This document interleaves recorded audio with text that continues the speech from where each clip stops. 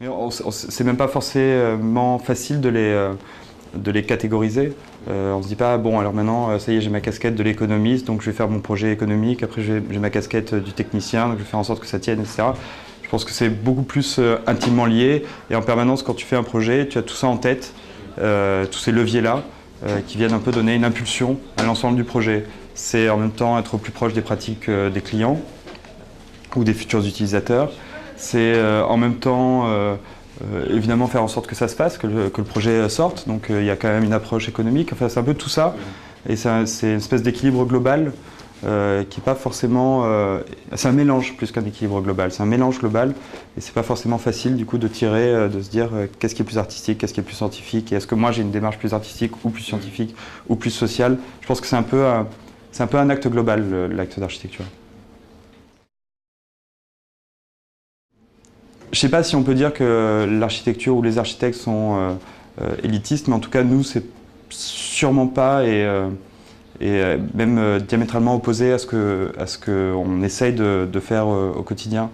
C'est-à-dire concrètement, je pense que on croit beaucoup à une espèce de simplicité et espèce de point de vue un peu primaire sur l'architecture et sur l'espace.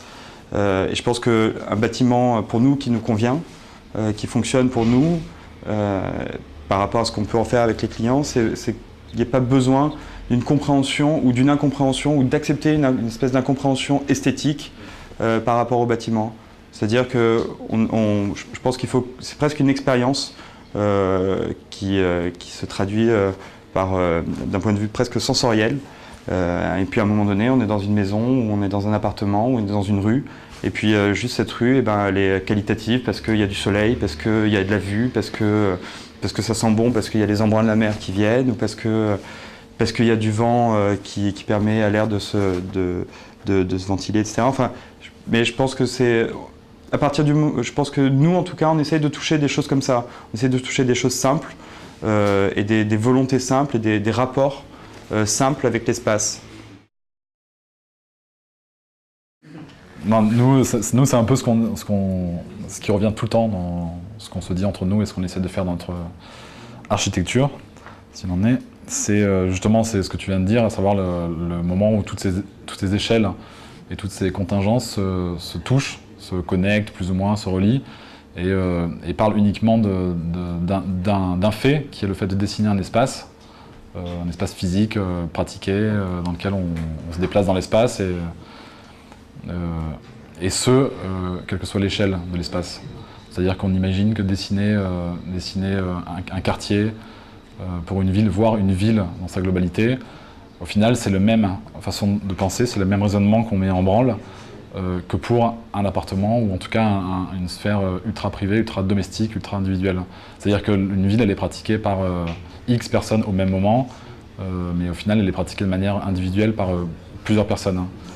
Donc pour ça, nous on imagine que justement les questions d'échelle, les questions de chaque discipline qui rentre chacune dans un tiroir de manière très distincte, c'est une question qui est compliquée et qui est en tout cas pas forcément la meilleure solution, la meilleure façon d'aborder l'architecture et l'urbanisme.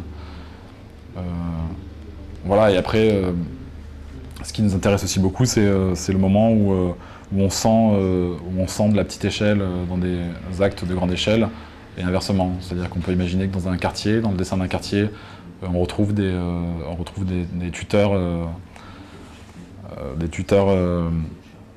très individuels, très domestiques, et inversement, dans le dessin d'un lieu privé, d'une maison, d'un appartement, on essaye le plus possible de le faire passer dans le prisme urbain, dans la grande échelle.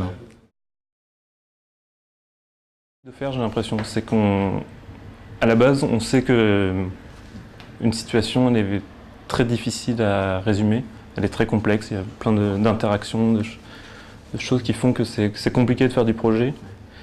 Et en tout cas, on n'arrive pas avec quelque chose en tête, et on ne va pas dessiner une forme juste pour la forme. On va plutôt se poser la question de pourquoi un programme ici, qu'est-ce que ça engendrerait, etc., etc., comment ça va interagir. Et donc ça implique qu'on discute énormément. On se le reproche quotidiennement, hein, mais on dessine pas beaucoup, on parle énormément. Et l'acte de dessiner à la fin, il intervient vraiment à la fin. Alors pour un concours, c'est bien parce qu'on dessine une solution, on la vend, et si jamais elle est prise, après on va pouvoir la dessiner pendant des années, et ça va nous permettre de... Le dessin, il coulerait presque naturellement en fait, de vos discussions. Ouais. Mais c'est un peu un blocage que l'on a, c'est-à-dire qu'on n'arrive pas à dessiner sans avoir sélectionné l'information, parce que clairement, si jamais tu prends toutes les informations et tu essayes de rentrer et d'emmagasiner le plus de choses possible, ça va produire un projet un peu mièvre, donc il faut, selon nous, j'espère, c'est-à-dire c'est vraiment une sélection d'informations, essayer de trouver une radicalité et un peu quelque chose de... défendre une vision des choses. Peut-être, ouais. Et même, pas forcément que français, il y a certains architectes belges qui font des petites choses remarquables. Au Danemark aussi, pas forcément les plus connus, mais d'autres jeunes. Je ne sais pas si on est dans un courant, peut-être quand on est dedans, on s'en aperçoit pas, mais en tout cas, il y a des gens de qui on se sent proche, avec qui on pourrait travailler, s'associer, etc. Voilà.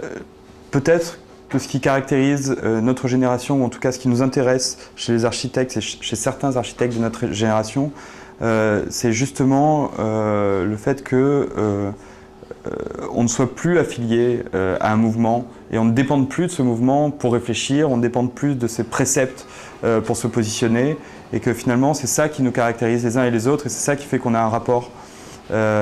Fabrice tout à l'heure disait que l'architecture, la ville telle qu'on la connaît, finalement est assez récente. Je pense que c'est vrai et c'est pas vrai. C'est pas vrai parce que Paris, je pense, pour beaucoup de rues dans Paris, et même pour certains usages, je pense que Baudelaire ne vivait pas forcément différemment de nous maintenant. Il utilisait peut-être moins son téléphone portable, mais globalement dans ce paysage urbain, les choses ne changeaient pas énormément.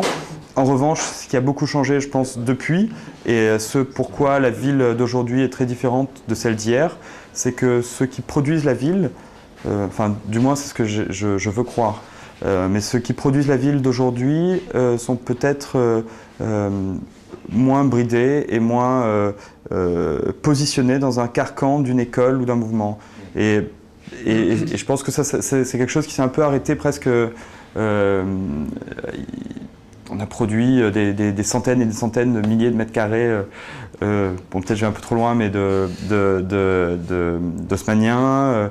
On suivait des préceptes haussmanniens, on a suivi des préceptes qui nous viennent des Grecs, on a resuivi d'autres qui nous venaient des rigoristes, on a fait des cités, etc. Enfin, on avait une espèce des mouvements qui se sont superposés au fur et à mesure en France.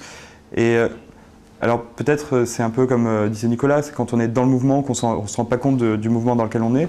Mais je pense que, et c'est tout un problème aussi, mais je pense qu'on n'est plus vraiment dans un mouvement.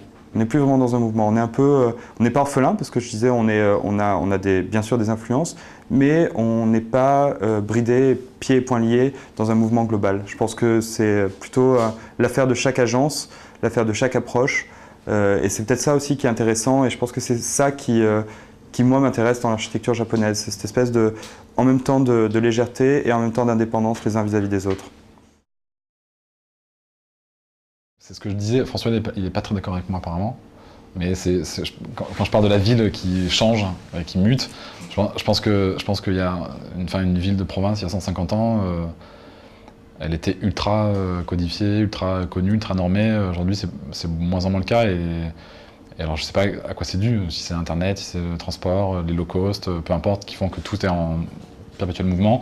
Mais je pense qu'aujourd'hui, on va être de plus en plus amené à réfléchir les villes en France, notamment, comme on peut les concevoir au Japon ou dans des pays beaucoup plus en émulation permanente.